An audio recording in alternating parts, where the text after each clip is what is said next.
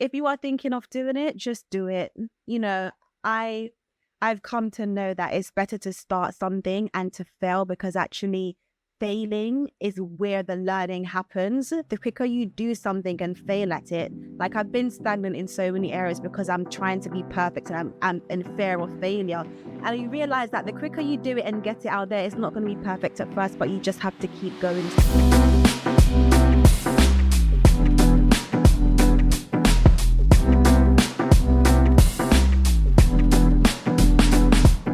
Hi, this is Max from Black Income Creators, and today I'm with Sashe and Ameri Smith. Hi, Sashe. Hi, Max. How are you? We're here today to talk about your business and your journey, really, not just your business. Yeah. Tell the audience what you do. Yeah, well, first of all, thank you so much for having me. I haven't done a virtual podcast, so I guess something ticked on the bucket list. But hi everyone, my name is Sashe and I am the founder and CEO of Sashe Ameri, which is a hair brand born here in London. The business initially started off as Knotless Braid Services. Since then, the business have grown. We now sell products. I have my own human hair collection, which we service the customers both in the UK and worldwide. And more recently, the Sashe Ameri Academy, where I'm teaching braiders not just how to master knotless braids, but to also build a business around their skill that's going to allow them to sustain a profitable business even after they leave the braiding chair. So yeah, that's a little bit about me. Okay, so how were you in nursing before you sort of made the switch? Yeah, so how I started with nursing, I guess it's one of those things where I've always been quite good with my hand, and so braiding is something I've always done as a child. I've just always enjoyed doing it. And you know, you go through school and you go to sixth form, your parents instill in you've got to go to school and university and get a degree and get a career. And so nursing really came about when I was in sixth form and choosing my subjects. And I thought, well, if I'm going to get a degree, it would be in health and social care. And so it was between nursing and nursing and social work. Decided to go with nursing. And so in my first year of nursing, I said, well, I won't be able to get a job because this degree is going to be so strenuous. And so, I mean, I was encouraged by friends and family as well. And I was like, let me just, start braiding on the side just to get some extra cash. And so I made my Instagram account. Back then I was known as Hair by Sashe. Started off with friends and family. And I just enjoyed braiding. It was just, charging chicken change and just posting on social media. By the time I got to second year, my nursing degree, the demand for my work just grew. Suddenly strangers were inquiring, right? And so, yeah, I literally just continued doing it on the side. And yeah, by the time I got to third year, the business was kind of, without me intentionally doing it, was kind of standing on its own feet. And yeah. How were you sort of, I suppose, fitting it in around the studies? Was it kind of like, okay, I'll do it on weekends and evenings, or yeah? Yeah, literally it was. So in my first and second year, the only time I was really clinical was on my placements. So that was probably twice a year, where I would have to focus on obviously doing those 12-hour shifts. But, university days, I would work take clients in between then on the weekends. So yeah, it was just doing it whenever I was free, to be honest. Okay then. And then at what point, where was the point where you were like, okay, I'm going to leave nursing and do this full time?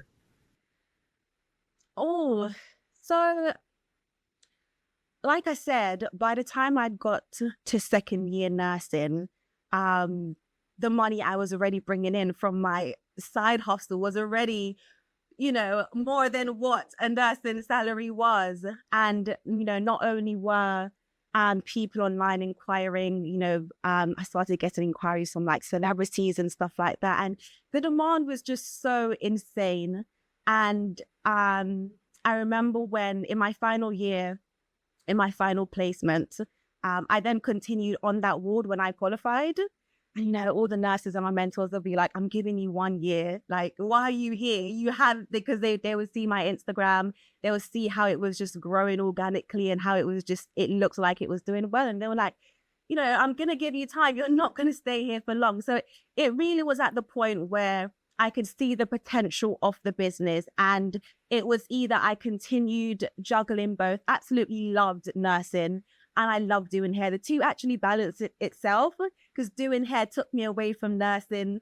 So it was really good. But then it got to a point where I thought, well, okay, I can continue juggling both, or I can invest all of my time, building something that's mine. Do you know what I mean? And I guess at the time I just thought, I could continue being an employee where I loved my job, but I know the type of life that I want to have. And your income is capped. And, if I had my own business, although I wouldn't necessarily be able to guarantee that steady flow of income every month, your earning potential is unlimited. So I was ready to make the transition. And I think the other thing is, like, with nursing or any sort of healthcare, you're dealing with people who are not always at their best. So whilst it's rewarding, and a lot of it can lead to burnout, not, intentionally, but it's just a very, it's quite a demanding role. Not that hair isn't, but it's like a different demand. People have come to you because they want their hair done. It's a little bit different to... Do you know what's crazy though? I feel like the reason why I got into nursing is because I had that natural caring nature. And you would be so surprised. And lots of the skills and values that I learned and developed as a nurse, I was able to transfer them. Like, you do get people who obviously want their hair, but you find that a lot of the times clients could be at their lowest and they just need their hair done, and you're having those intimate conversations, and it's still that holistic care. So it's more than just doing your hair. I don't know if you've ever gone to the hairdresser. You're giving people therapy, you're receiving it's so similar yet so different. And I find, so I'm actually still I'm still caring for people. I am. It's just in a different setting. And I guess the other thing is that especially black hair salons, they've got the reputation of lacking customer service. So having come from that care background, it's kind of like you've got that ability, like you say, of like talking to people in a certain way, etc. Because I mean, looking for a black hairdresser back in the 80s and 90s, it was a struggle.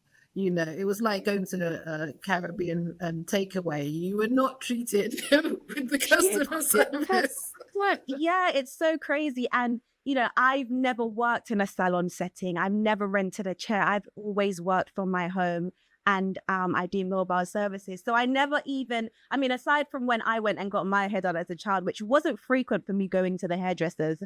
But yeah, so for me, it was always my own space, just me. I'm able to nurture the environment that I want to work in. But and what's your setup now then? So like you say, you do mobile, but do you have like a salon in your house or...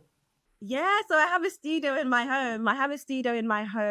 And a lot of my clients, they come, absolutely love it. I'm like, I don't want to get a space, but every time I'm like, oh, I should maybe find another spot that's bigger or whatever. They're like, no, this is perfect. I absolutely love it. And now more, I mainly go to a lot of my clients because people want the convenience of you traveling to them. Yeah. And how long typically does it take from beginning to end? Because I suppose that's one thing that might sort of put people off in terms of like, oh, it just looks like you're going to be in the chair. Because that's the thing, if you go into a salon, they're doing 5 people's hair at the same time. So it takes forever. Yeah, no, it does. And it depends on what you want, honestly. If you want like a large install, you could be out in 4 hours. Majority of my clients go for small boho knotless braids, which can take anywhere between 12 and 14, 15 hours. It is a long time. Sometimes I have my second braider, but majority of the time it's me. And the first I would say 10 hours goes by so quickly, but it is definitely a long process, but it's so enjoyable. And I have my clients who come and they're like, Sashe, I'm so sorry. I absolutely love the outcome. I love spending my time with you, but I again. And then I look at my booking site. They don't even inquire. They've booked again. It's like an addiction. So it's one of those things. It's It's like one of giving birth. Women are like, never again. And then you're like, you've got 4 children. it's one of those things. It really, really is. It really Oh, is. wow. That's cute. Really is. But I mean, I suppose then it's kind of like you went from having this, like you say, helping friends and families, and then it becomes a business. And then now you say you've got like the academy and sort of like the product. So you've gone from service to product to sort of like teaching. What's that journey been like? Oh wow. So maybe if I give you a little bit of a backstory. So like I said, when the business initially started, it was just services. And actually the first product that I bought on some years ago was my custom mix braiding hair. Sorry, I've even got them because I've got some orders to take out. So these are my custom braiding blends I actually hand mix myself. And how that first product came about was, like I said, I've always been someone that's been quite creative, and I done art in secondary school in sixth form. And clients would come for just normal black braids, and I'd be like, "Can I try color?" And they just always trusted me. And before you know it, I started doing color mix in stores, started posting them online. In fact, that's kind of what I first ever went viral for. People just saw these color mixes and they're like, "I've never seen that before." And people, not just in the UK but abroad, wanted them. And so that's how I started hand blending the mixes. I went to the hair shop, bought the different colors, mixed them, put them online, and then they started selling. And then from then, it was just people inquiring. So in terms of the courses, a lot of braiders saw my work. They asked, how's your parting so neat? How's your work so consistent? And they were like, do you offer mentoring? Do you do one-to-ones? Do you do classes? And it wasn't only braiders in the UK, it was braiders abroad as well. And then I guess the more I educated myself on, making your business more, what's the word? Is it more efficient? So straight away, what came to mind was, okay, online courses. I can not only reach people in the UK, but people abroad. So that's how the courses came about. See? Yeah. So then in terms of the reaching people abroad, where's your biggest markets outside of the UK? American? You said it. I don't know what's in the water in the US. I don't know in another life. I definitely live there. The US. Yeah. And where are you finding it mostly? Is it sort of like the South, kind of Atlanta, Houston, or are you finding it more on the West Coast? Oh my gosh.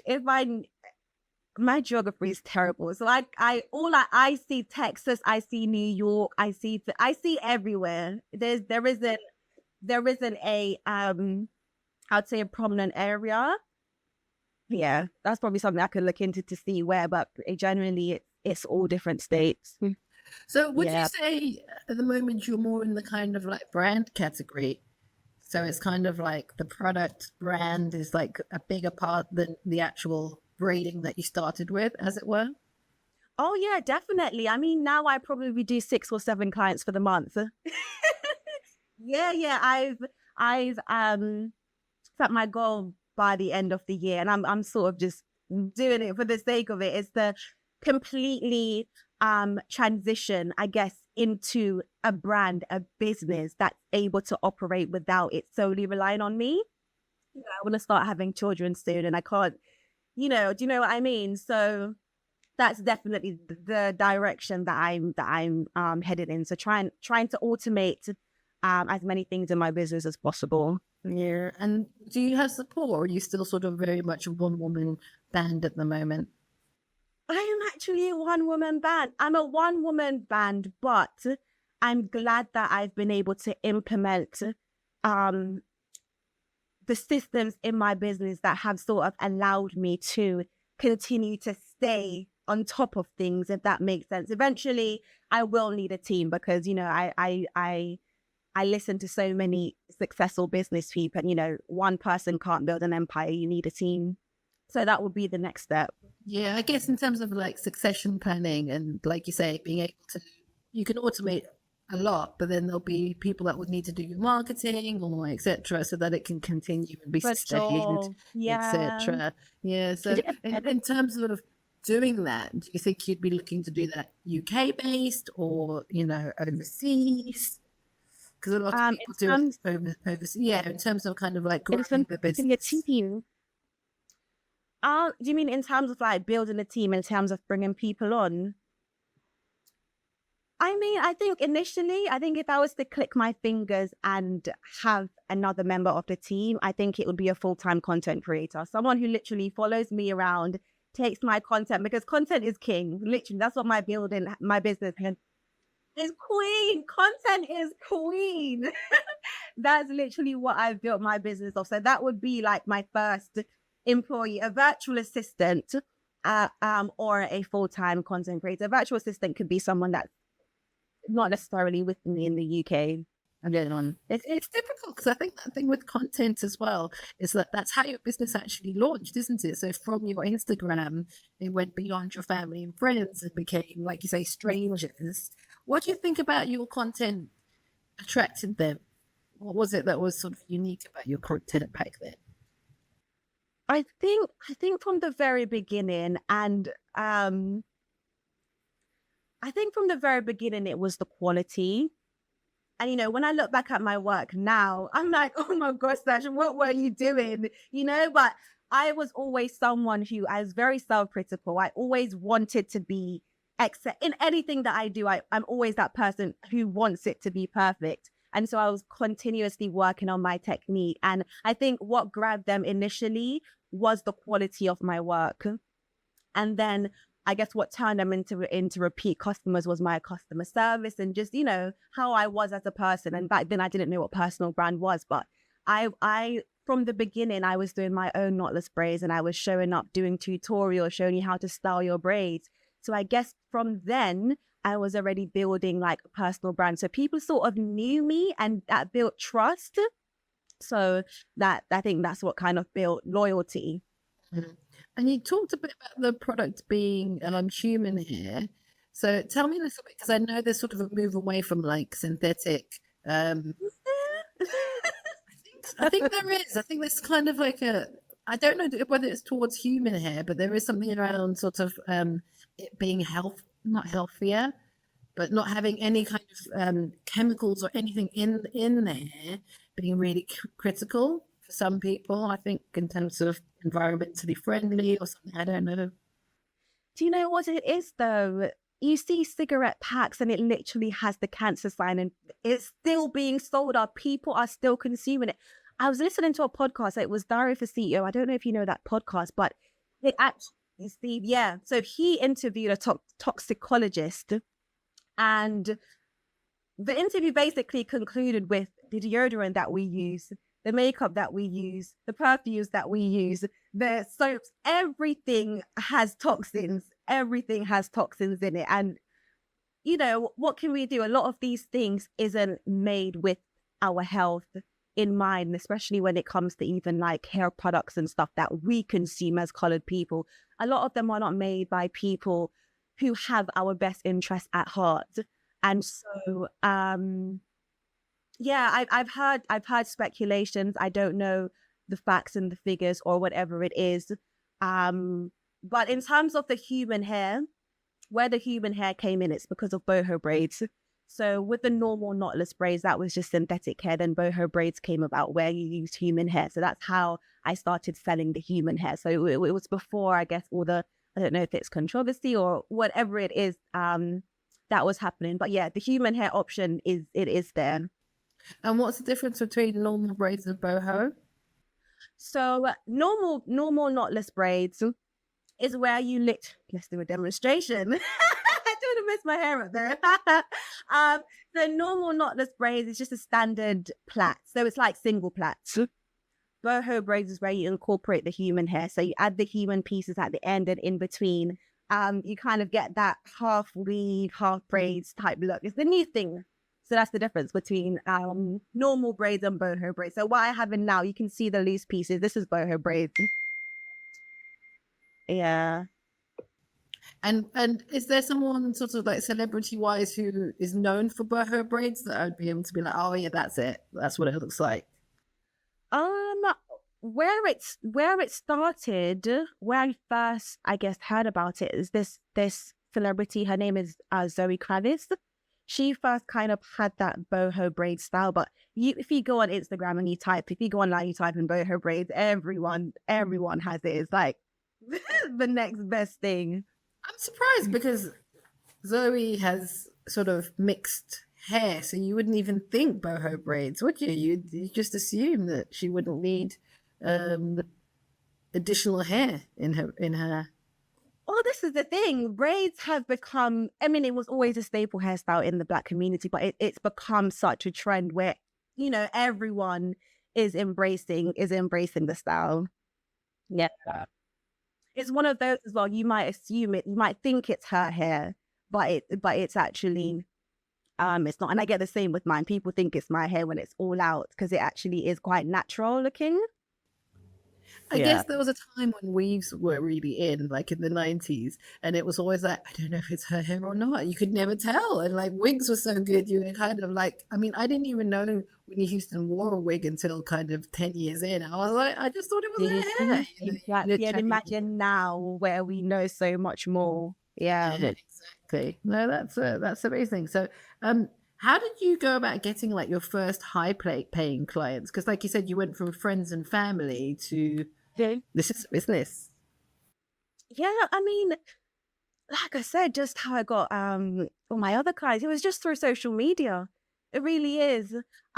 People will find me on social media, reach out to me, whether it's in the DMs, or on WhatsApp or email, and we just took it from there. Yeah.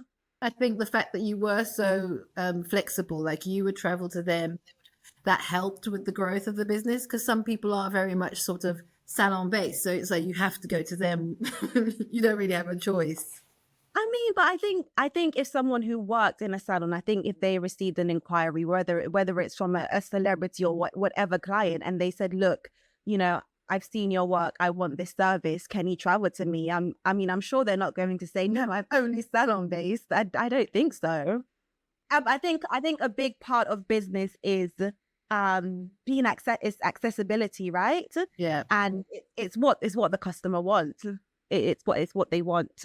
I think it's the secret of businesses that grow well at the beginning. So I don't think a lot of people have that. They can be quite rigid in their approach to their business. So they're like, this is what I do. This is how I do it. It's very sort of in a box. Do you know what though? I think when I went to business initially, I had no business knowledge. So a lot of the things that I know now is what I picked up from actually educating myself.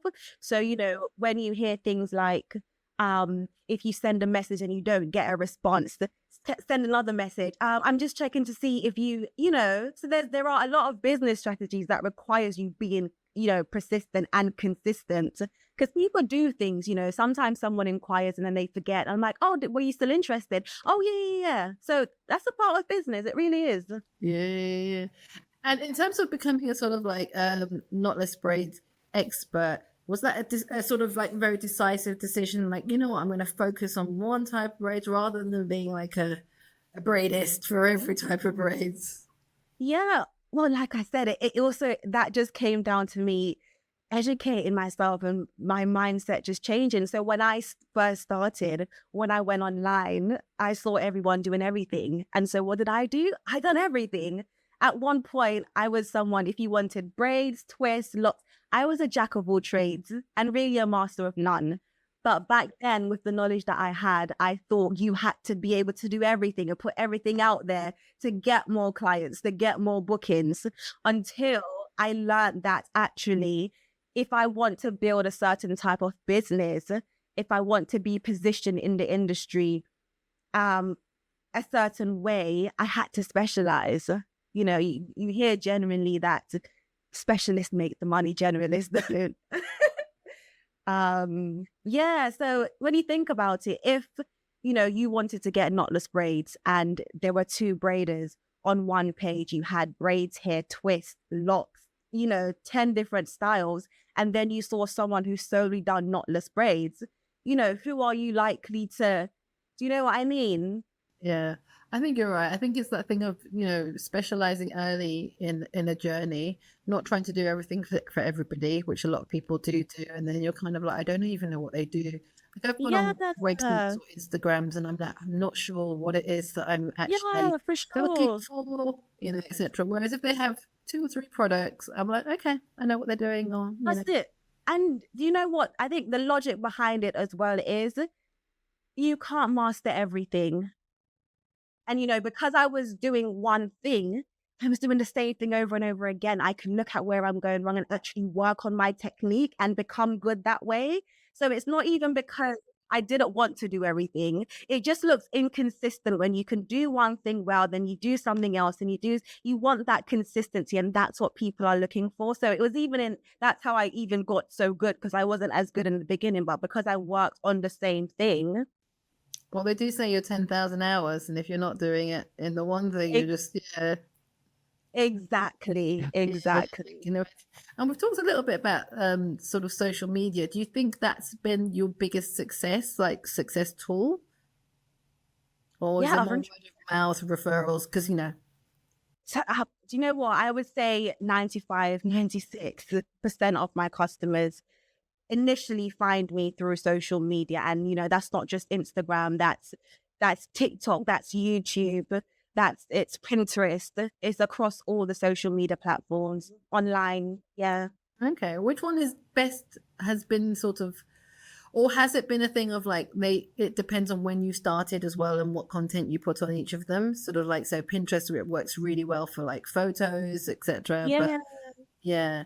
So I suppose Instagram, TikTok, videos. So do you find that videos work well just because of the sort of stuff that people want to see, like the journey? Do you show the sort of journey from, Oh, yeah. yeah, for sure. Yeah, yeah, yeah. So it started off with Instagram. In fact, one of my very first paying clients came from Gumtree. Do you know Gumtree?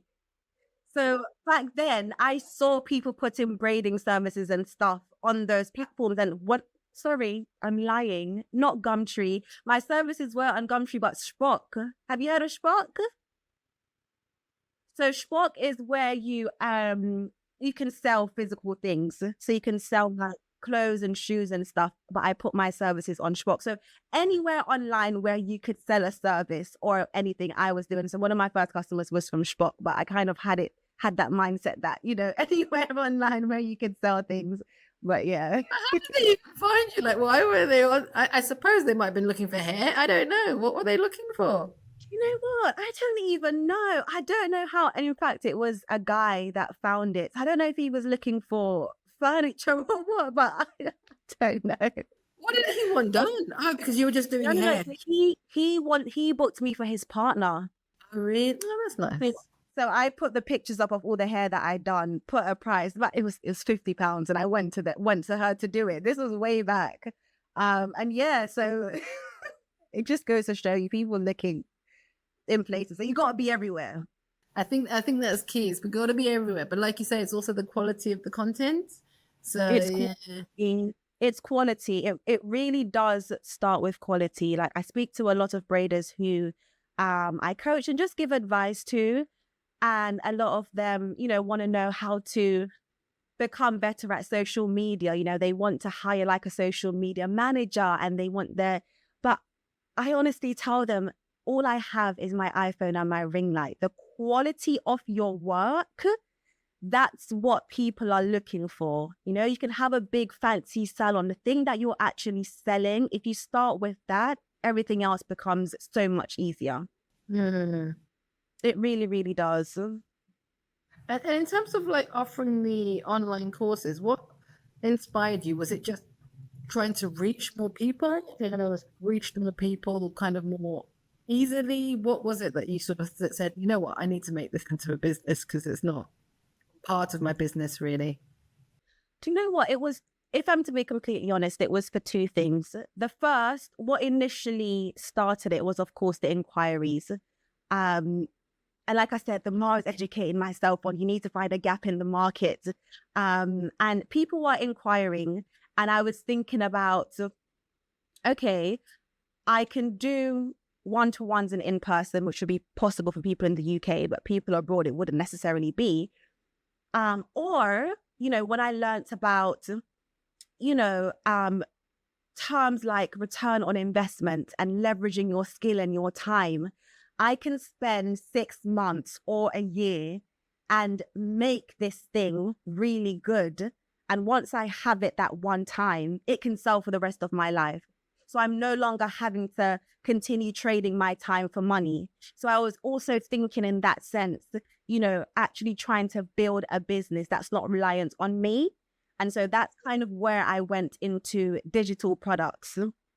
But it started with people inquiring and me actually realizing that there's a gap in this area. So take us through like a typical day now then, because obviously you're only doing the 12 to 15 hour hairs 6 or 8 times a month, which is great. I mean, you know what? Sometimes it's crazy, but I have a lot more free time now. So take us through Yeah. like a typical day then, sort of in terms of like, what do you look at first when you get up in terms of your business? Okay, so I can take you through to what I done today. It's really bad, but my phone is the first and last thing that I pick up and put down. And usually I'll wake up maybe around 6, 7 o'clock because a lot of my customers are abroad as well in the States. So I find that sometimes my hours are a bit weird. So I would be up by about 6 or 7. I'm on my phone and I'm either responding to comments, to messages. I'm getting my content ready to post for the day. Content is kind of the first thing that I focus on in the mornings.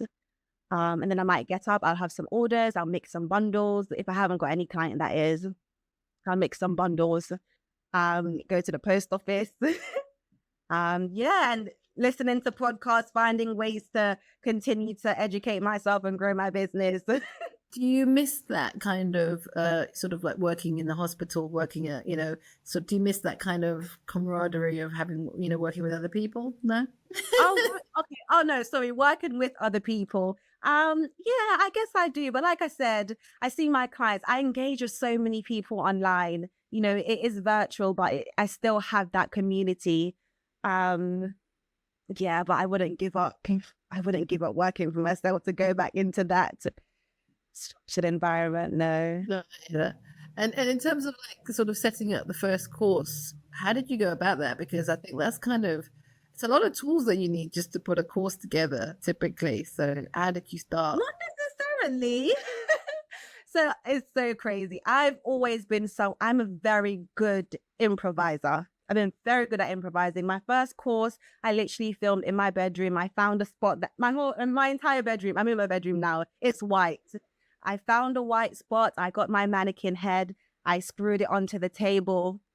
I videoed myself. I done voiceovers. I used iMovie to edit the videos. Yeah, so I really, honestly, it took a longer time, but I was able to do it on my own. I was doing a lot of research in terms of platforms and stuff. Yeah. Which one did you go for in the end? Because there's kind of a lot of sort of There are a lot. Yeah. So I don't know if you've heard about School. School is a very good platform. That's why what I ended up using. Absolutely love Alex Hamosi. So there's yeah. something about him that is really attractive in a kind of like, he's arrogant, etc., but he deserves it way. You know what I mean? Like there's that thing of just like, I still like, like typically you maybe put you off somebody, but with him it's just like, yeah, you earned it. A lot of the things that I've picked up on business, a lot of how I think and act and the things that I do in my business is because I've consumed him religiously. He's absolutely amazing. When it comes to pricing, when it comes to just everything, he is gold. And, I really had to go outside of the hair industry to find those mentors because there was no one. But we don't realize how much information is out there and it's free for the most part. We just need to access it.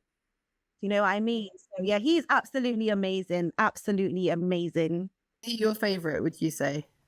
He's one of my favorites, 100%. I have his books. He's, yeah, gold. He's gold. I think it's good to Fine. see people who have gone through it, failed, come back, and they talk about the failures as well. Because a lot of the time, when you're hearing like, I bought the Porsche, I bought the Lamborghini, but you don't hear about the 6 businesses that failed beforehand. Which, the lessons I get from Alex are particularly around, 100%. how gym launch was and what went wrong, what went right, You see etc. what I'm saying? And that's why I'm not afraid to take risks. That's so like I said, a lot of how I operate in my business is because not physically, but virtually, I'm in the rooms of those people. And I'm like, wow, I'm nowhere yet, literally. So yeah, it's very inspiring. What risk have you taken where you were like, okay, not again, but I learned? So last year, because like I said, I've been wanted to transition into education for a long time. And it took me a very long time to finally make the course. I was going back and forth. I was still not sure. And I made a very big investment in coaching. I spent, I think, nearly $5,000 in coaching. And for me, I learned about the importance of investing in yourself. And I knew what I wanted to get out of it. And was it a risk? I mean, that bulk of money, I would say it was a calculated risk. And I would say I didn't get what I needed to get out of the investment because of me, because I didn't put the work in that I needed to put in. So for me, it was like, I need to make sure that mentally, I kind of saw it and I knew what I want. I knew that person could deliver what I wanted, but I was doing so much so I couldn't completely focus on it. And so it was like, it wasn't a waste of money, but it was a big risk that I just jumped at without actually mentally preparing for it. And how do you go about sort of like finding the right coach for you? Was it sort of like looking at other people who'd used that coach, or were you kind of more into like the industry, or what did you decide? Well, how I found my coach, I saw she had transitioned into the education space, and essentially I saw what she was doing and I wanted to do what she was doing. So I knew she'd done it. She could tell me how she done it. So it's not that I was looking for someone to completely change my life or, make me go to, 50K a week or whatever. But I saw what she was doing and that's what I needed. But the time that it would take me to figure it out, I'm a strong believer that nothing is free. You pay with your time or you pay with money. And I'm so much for paying for something so that I don't have to spend as much time to get there. And so that's why I invested in it, because I knew she had the resources and could just give me, because she had already done it. So I knew that what I was going to get essentially. And do you have any kind of like peer-to-peer groups or anything like that you're in, or do you find it's kind of quite sort of you having to go out and find people, like you say, who mentors outside of the industry that have done it and, bring that knowledge back, and then you're the one that's providing that? Or are there quite a lot of people in the same sort of space as you?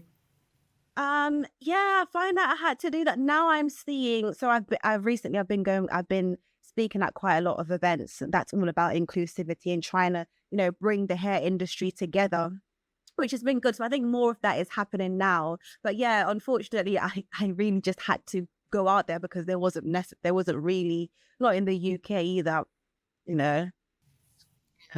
And do you think at any point you would ever think of moving to the US? No, not necessarily, because like I said, my goal is for the business to be completely digitalized. So I can be anywhere in the world, really. So whether I'm actually over there, I don't know, for 3 months, delivering courses, training, but in terms of living there, then maybe. What advice would you give entrepreneurs who want to sort of digitalize their businesses? Because I think it's, for some people, it might feel daunting.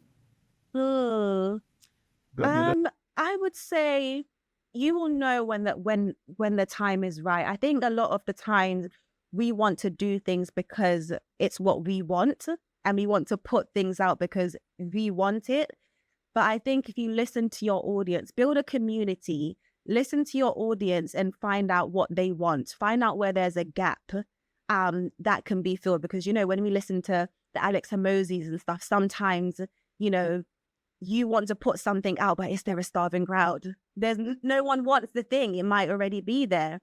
So I would say have a feel to see what's out there. Ask your audience, what do they want?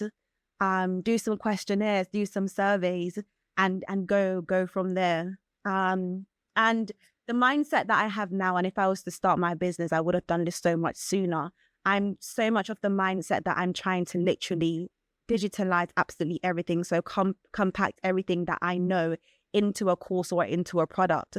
Because again, it's that thing of investing in things that's going to give you a higher return on your investment. For example, with my color mix bundles, yes, I sell them at a premium price, but every time an order comes in, I have to use my man hours to mix those bundles.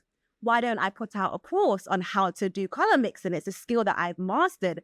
And that way you make the course once and you can sell that to it. So it's that mindset. So for me, and it took me a while to get there, especially with braiding, because I'm like, oh my gosh, it's my baby. I don't want to give away my secrets.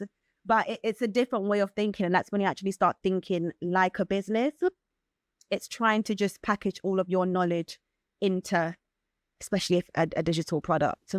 Yeah, I think with the digital products, there's also that thing of people can outsource little bits of it as well. You know what I mean? Because it's like, I don't have an iPhone, so my phone doesn't do, my Samsung is not the best when it comes to taking video, for example. But I could ask somebody to do that little bit for me, the editing, Yeah, etc.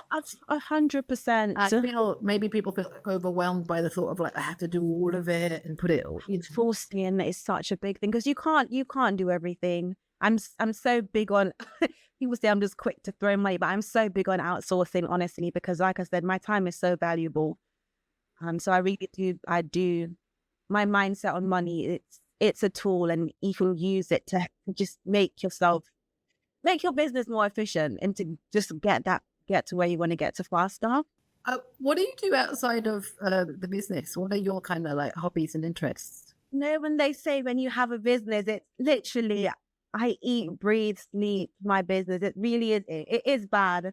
But it helps that because not only do I sell human hair and I do braids, I also love wearing braids myself. And so sometimes I enjoy taking content too, but I try to go on more holidays now. So I think holidays are my thing. Oh, really? Yeah, holidays are my thing now. I've always been, because even whilst I was studying, I've always been someone that's just been so tunnel vision and not necessarily having that balance. So I definitely am. I am working on that.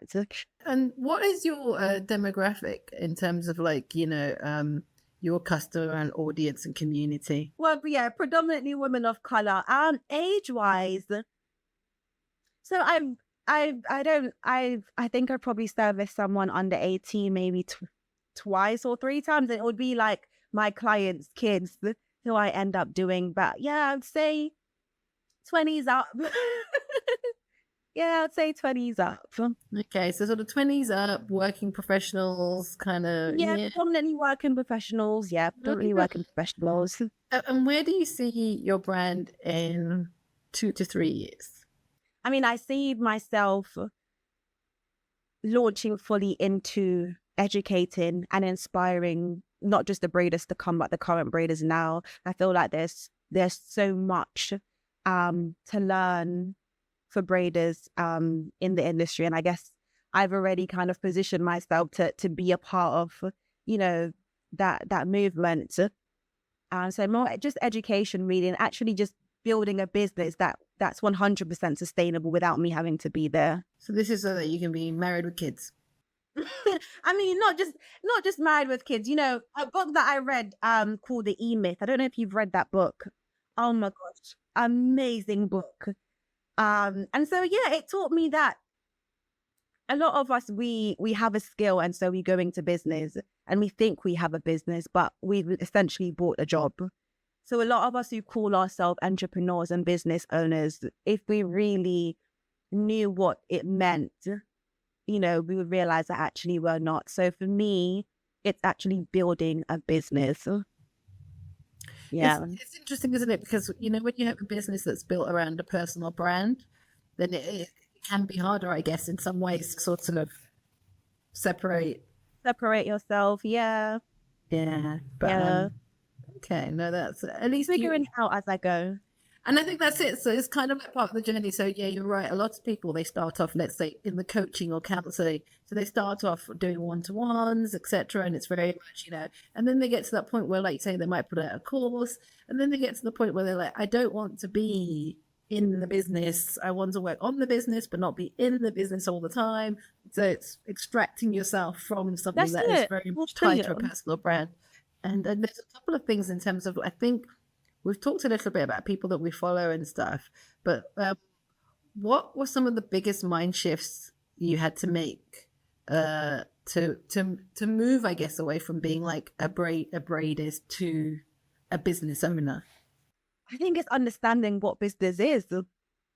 When I understood what a business was and what it entailed, I realized that, yeah, I wasn't operating as a business. So I had to make that shift. And again, it's that whole concept of trading your time for money and needing to move away from that. Yeah. Yeah. And have you got any kind of like, do you have goals for yourself? Like, this is my monthly target, this is my annual, I need to do this within 2025 type of thing. Are you that kind of person? Are you driven by goals? I try to be. I think what can happen sometimes is when you're not actually accountable to anyone is that you set the goals, and I set goals all the time, and I should be more strict with it, but I'm not. I should be more strict with it, but I'm not. Mm. I think it's difficult because, like you say, you're doing. I mean, you've actually got sort of 3 or 4 businesses because you've got the service itself, which like you say, you've produced. Then you've got the product. Then you've got the digital content. Then you sort of, and then you've got the courses. I mean, there's quite a lot of businesses in Yeah, one. yeah. Sometimes I do have to give myself grace and actually tap myself on the back. So I'm so hard on myself, and to be honest, I would have wanted to be so much further than where I am now. And if I was more strict with myself and more structured and set goals and stuff, then I would have been so much further. But, life happens, and you just have to. I mean, how many holidays would you have missed? So you've got to think about it from a vacation point of view. It's like, actually, you've got to live life and not just be. Yeah, Yeah. Mexico wouldn't have it's been as much true. fun. And it's true. It's true. It's true. You have a balance. Yeah, but no, thank you so much for spending some time with us today. Have you got like one last thing? If someone was thinking about starting a business, or like trying to make their side hustle into a business, have you got kind of like one like last piece of advice? If you are thinking of doing it, just do it. I I've come to know that it's better to start something and to fail, because actually failing is where the learning happens. The quicker you do something and fail at it, like I've been stagnant in so many areas because I'm trying to be perfect and I'm in fear of failure. And you realize that the quicker you do it and get it out there, it's not going to be perfect at first, but you just have to keep going. So if you're thinking about doing it, do it. And in terms of turning a side hustle to a full-time business, honestly, you can continue to do your full-time thing. As they say, you do your 9 to 5 and you put the 5 to 9 in. There's really no time limit. Just do it. Honestly, just do it. Perfect. Where how can people learn from you, work with you, or connect with your courses and content? Where can they find you? Yeah, so you can find me all over social media. Sashe Ameri. The name is SASHEAMARI. I'm on YouTube. I have segments on how to look after your boho braids, braiding and business. I'm on TikTok, all over. You can email me, guys. I'm so friendly. You can send me a DM on Instagram. My website is sasheamari.com, where you will see my products and my courses. Yeah. Thank you, Sashe. Oh, I really enjoyed this. I can't believe it's finished already.